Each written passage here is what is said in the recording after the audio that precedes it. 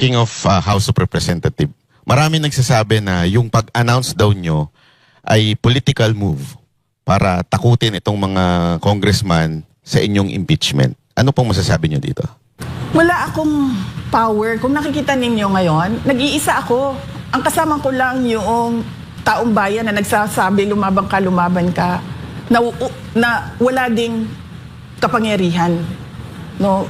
Ordinary Filipino citizens. So paano ako mananakot ng mga members ng House of Representatives na kumbaga naka-angkla, nakasabit sa kapangyarihan ni BBM, sa kapangyarihan ng administrasyon. So paano mo matatakot yung mga ganun? Eh sila yung in power. Ako yung nag-iisang nag-iisang tao na hindi kaparte ng barkadahan. Alam naman natin yung mga kasunod mo talagang kulelat. Kung hindi negative, kulelat talaga. Parang, syempre, no choice daw yung mga congressman na kumampi na sa inyo dahil lagot daw sila pagka kayo ay naging presidente. Yun ang sinasabi ng mga ilang political analysts at mga tao. Meron na daw kayong alibay na ginagamit lang yung impeachment sa politika dahil tatakbo nga kayo. Bago pa naman ako, okay, unahin ko sagutin yan ha. Bago ako tumakbong, bago ako nag-declare na tatakbo akong Pangulo, kung maalala nyo, sinasabi ko na, di ba, inaatake nila ako kasi sa paningin nila, tatakbo ako sa 2028. Sinabi ko na yun ilang beses. Sabi ko, it's a political attack, it's political scapegoating sa mga kakulangan ng administrasyon. So sinabi ko na yon noon, bago pa man ako nag-declare na tatakbong president. Yun namang frontrunner, hindi kasi ako naniniwala dyan sa numbers na yan. Kasi hindi natin alam kung sinong nagpagawa ng survey. Malay ba natin kung pinapalabas lang nila na frontrunner ako pero hindi naman pala totoo. Diba? So hindi ako naniniwala sa numero na sinasabi nila. Pero naniniwala ako sa mga tao na random places in the country who don't know me at all except for my name. And then they say, lumaban ka. Hindi ka naniniwala na plus 30 ka lang? O kasi people are saying na mukhang mukhang daya yan. They believe at least nasa 70% daw yung trust and approval rating mo. Hindi kasi ako nagpapasurvey kasi mahal. Wala kaming budget para sa survey. In fact, nakikisurvey lang kami. Kung merong lumalabas na survey, sabi na, ito pala yung number. Pero sa totoo lang, hindi rin naman natin alam kung sino yung nagpa-survey 'Di ba? Kung totoo ba talagang independent yon o merong gumastos para sa survey. So, hindi ko binabase sa survey yung galawan ko. So hindi nyo talaga po tiniming itong pag-announce ninyo? Walang timing ito? Talagang nasa puso nyo lang? Tsaka, VP, doktoran ko yon para isang sagutan na lang. Kasi, bakit ganito kaaga? Ikaw daw in history ng mga nag-declare, yung pinakamaaga, bakit Ash Wednesday daw? Nag-speculate talaga yung mga tao. Actually, hindi ko nga naisip na Ash Wednesday pala yun. Nalaman ko na lang na Ash Wednesday kasi sinabihan ako pagdating ko sa office, may misa. Sabi ko, bakit may misa? In fact, kung nakikita nyo, pinalitan pa yung setup, diba? Kasi akala nila press conference yun. Naka-table yun Walang podium yun sa una. Tapos nandun pa yung mga heraldic symbols. Tapos pinapalitan ko. Tapos sinabihan ako may misa. Sabi ko, bakit may misa tayo Ash Wednesday? So, tapos nalaman ko lang after na Ramadan na pala. Kasi yung mga kaibigan ko na mga Muslim, nag-greet na ng Ramadan Mubarak. So, walang yon. Pero, binigay ko naman yung rason. Kung maaalala ninyo, nandun yun sa speech. Kasi inisip ko na talaga yun Ako magtatanong ito sila kung bakit February 2026 ako nagsabi.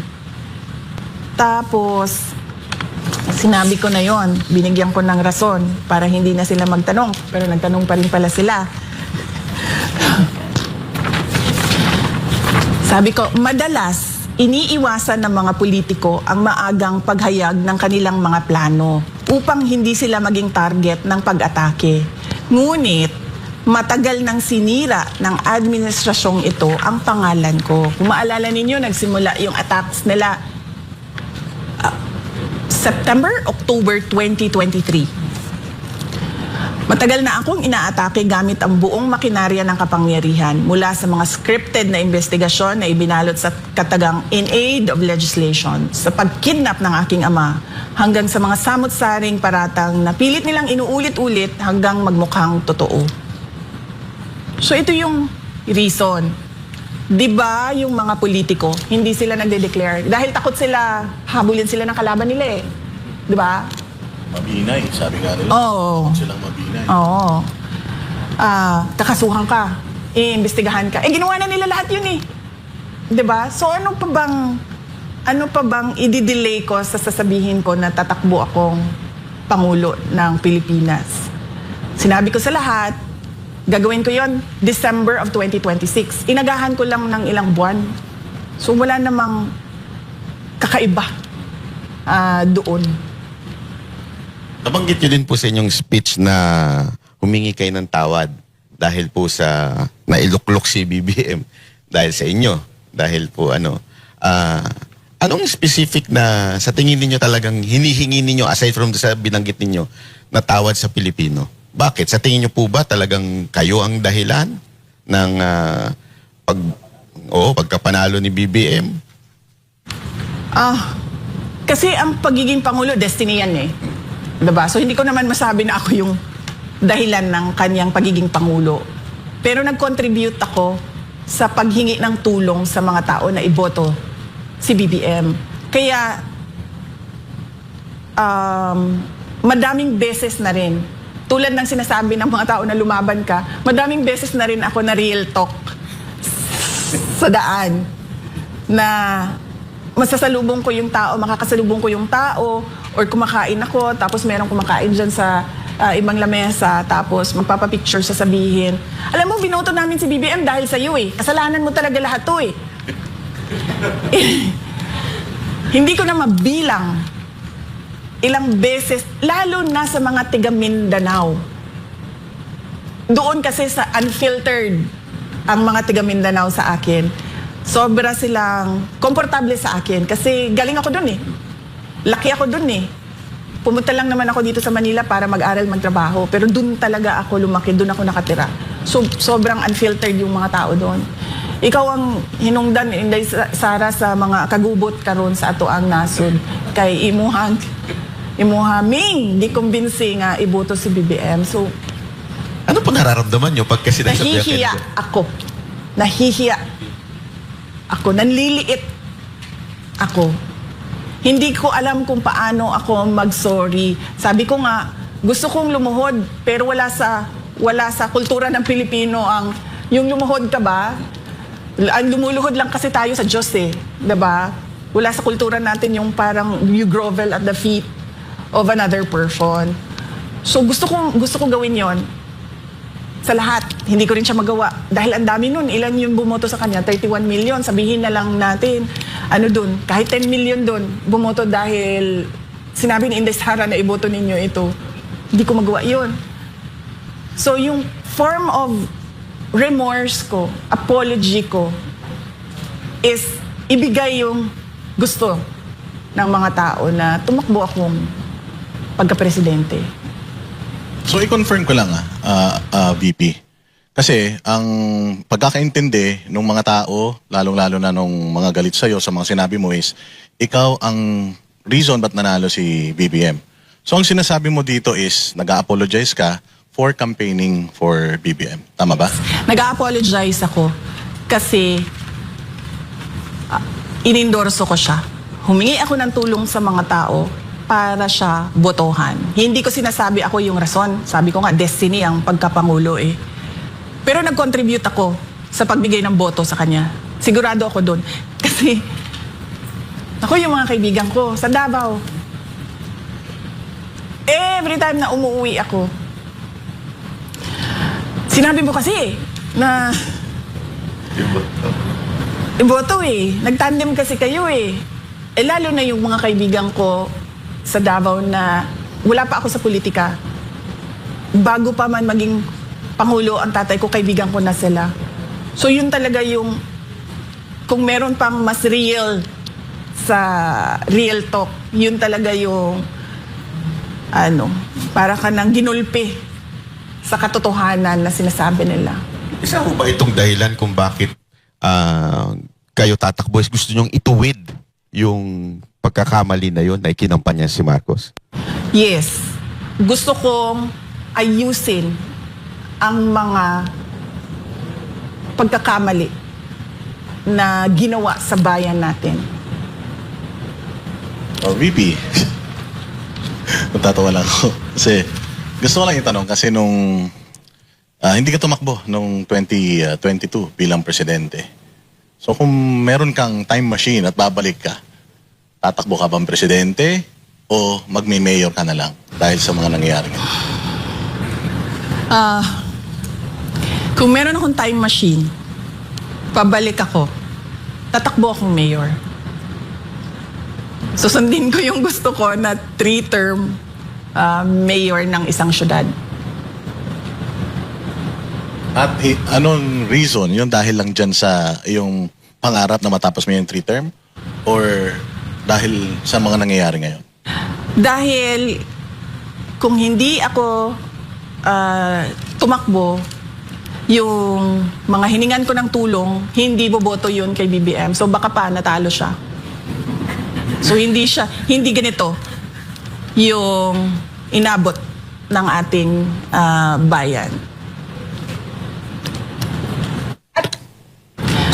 Baka nga talaga natalo siya. Kasi nung pag-recruit sa akin, at hindi ko naman ito first time na sinabi Sinabi ko na ito Nirecruit ako ni Senator Amy Marcos, tumakbong Vice President.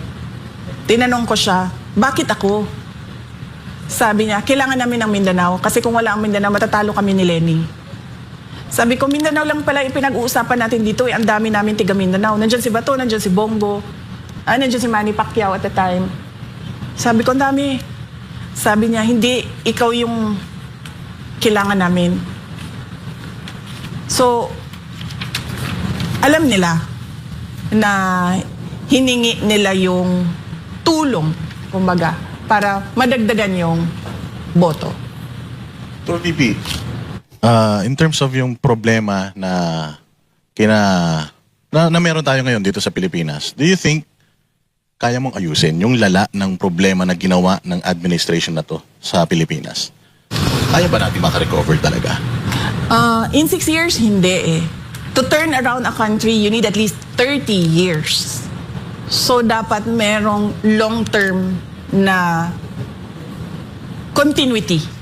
Yon. Long-term na plano, long-term na continuity na paniniguraduhin mo na yung susunod, hindi niya pababayaan, babaliktarin, o ibabasura yung nagawa nung nauna.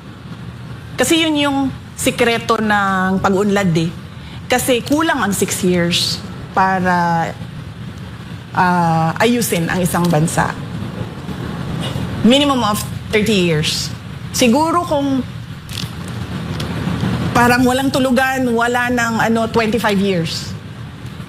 Wala nang pahinga, 25 years kakayanin. We'll shave off 5 years. Pero kasi ang termino ng isang Pangulo, let us be realistic, 6 years lang yon. So dapat ang papaniguraduhin mo dyan ay yung magagawa mo for 6 years at yung iiwan mo na plano para sa mga susunod. Maganda siguro kung naging tuloy-tuloy si Marcos noon. Konti na lang ang bubunuin nyo. Pero dahil nga... Tinuloy niya yung tinuloy niya yung kay Pangulong Duterte. 6 years yun, 6 years kay BBM. Konti na lang sana yung mga iba pang taon. Kaya lang lalong gumulo nung panahon ni Marcos. So mas lalo po bang lumalim ito, naging problema natin dito kay Marcos? Oo, makikita nyo naman sa numbers Ikunin nyo lahat ng economic indicators. Wala. Bagsak na talaga yung Pilipinas. Investor confidence, wala. Nagsisinungaling lang yan sila na meron. Pero walang interesado sa Pilipinas ngayon. Nabanggit niyo po na natatakot kayo for the next generation. Anong specific na kinakatakutan niyo nung binanggit niyo yun? Natatakot ako, nabanggit ko yon sa speech. Sabi ko dito nga na ako'y kahadlok nga moabot ang adlaw nga dawato na lang nato ang kapobrehon isip kapalaran nga maanad data sa sayop nga mawad-an na lang taog paglaom. Natatakot ako na tanggapin na lang nila ba na yung mga kabataan, tanggapin na lang nila pinanganak akong mahirap, mabubuhay akong naghihirap, mamamatay akong isang mahirap. Hindi ko gusto yun para sa ating mga anak. Tapos natatakot ako na tatanggapin na lang nila kahit mali, okay lang. Tulad ng nangyayari ngayon, ang laki nung ninakaw sa budget natin. Hindi pa yon nare-review ang 2022, 2024, tsaka 2023 budget ha. 2025 pa lang pinag-usapan natin. Tapos para bang wala lang siya sa mga tao. Bilyon-bilyon ang pinag-uusapan na hinatid kung saang bahay, nakalagay sa mga maleta. Pero parang tanggap lang ng mga tao, ganun talaga eh. Tapos natatakot ako na mawalan na ba sila ng hope yung mga tao. Tapos magkanya-kanya na tayo, there'll be lawlessness, indifference. Natatakot ako na ganun yung future generation of Filipinos. Ayoko na lang magbanggit ikumpara sa ibang bansa. Pero merong mga bansa, kung makikita ninyo, na wala talaga. Criminal organizations ang nagpapatakbo ng kanilang bansa. Sobrang lakas ng krimen na ang mga trabaho ng mga tao ay bilang isang kriminal. Mga matitinong tao umaalis na lang sa kanilang bansa. Ganon. Ayoko makita na ganon yung mangyari sa Pilipinas. Kami ang boses ng masa, hindi natatakot. Katotohanan lang, di kami nalulunod. Walang bahid ng sismis, lahat ay totoo. Kahit sino ka pa, pag mali ka babanatan ka. Walang pinipili kulay, wala kaming kinikilingan. Basta para sa bayan, kami lalaban. Pagdama palakpakan, pag mali banatan. Di matitinag, di matatakot, para sa bayan tuloy ang sigaw. Sa harap ng kamera, walang halong takot. Mga baluktot, lahat kayo'y tutumba. Ang hustisya at totoo, yun lang ang mahalaga. Kahit sinong harang, di kami matitinag. Walang pinipiling kulay, wala kaming kinikilingan. Basta para sa bayan, kami lalaban. Pag tama palakpakan,